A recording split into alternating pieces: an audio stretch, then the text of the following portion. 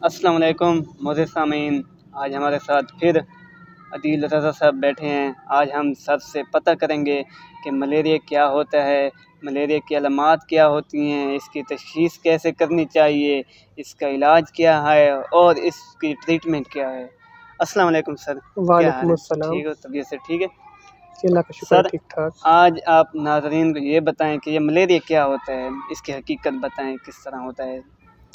Malaria एक ऐसा बुखार है जो कि एक ख़ास किस्म के मच्छर के काटने से होता है। ठीक है सर। जो कि एक मच्छर जो है वो इंसान को एक इंसान से दूसरे इंसान में इसमें मुंतकिल करते हैं। ठीक है सर। और इसके अलामात क्या हैं सर, कि हमें मलेरिया हो गया है या नहीं हुआ, ये किस तरह पता चलेगा? सबसे पहली जो अलामत मलेरिया की होती है वो होती है बुखार।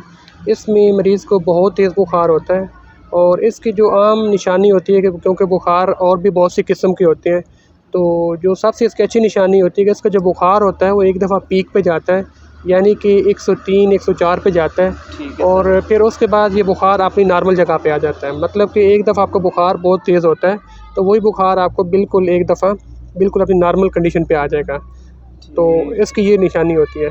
तो इसके अलावा इसमें सर दर्द भी हो सकता है और इस तरह, और जो आम निशानी है वो इसका ये होता है, बुखार होता है और वो बुखार होता है बहुत शदीद सर्दी के साथ और कपकपी के साथ। ठीक है सर, यानी कि हैवी बुखार होगा 103 पर, 103-4 के आसपास, और इसके अलावा जिस्म में थरथराहट होगी, शिवरिंग होगी। और सर, इसके बारे में हमें और बताएं कि इसका ट्रीटमेंट क्या होगा, इसकी और भी डिटेल दे दें सर। इसके बाद जब आपको ये बुखार होता है तो आप अपने डॉक्टर के पास जाते हैं, तो उसके लिए आम तौर पे 2 टेस्ट होते हैं। पहला टेस्ट होता है जिसमें यह देखते हैं, खून का टेस्ट होता है कि क्या इसमें मलेरिया का इन्फेक्शन है या नहीं है। उसको बोलते हैं मलेरियल पैरासाइट टेस्ट बोलते हैं। तो उसमें जब आपका टेस्ट डिटेक्ट होता है तो इसके साथ हम सीबीसी भी कराते हैं। तो आम तौर पे जो मरीज़ मलेरिया का बुखार वाला होता है उसका सीबीसी में उसके जो प्लेटलेट काउंट है वो भी कम हो जाते हैं। ठीक है सर।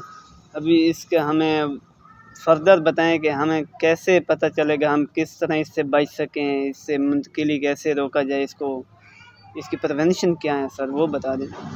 पहले इसमें देखते हैं कि इसका इलाज क्या होता है। तो जब हम इलाज की बात करते हैं तो इसमें 1-2 किस्म की गोलियाँ आती हैं जो कि आम तौर पे डॉक्टर आपको एडवाइस करता है।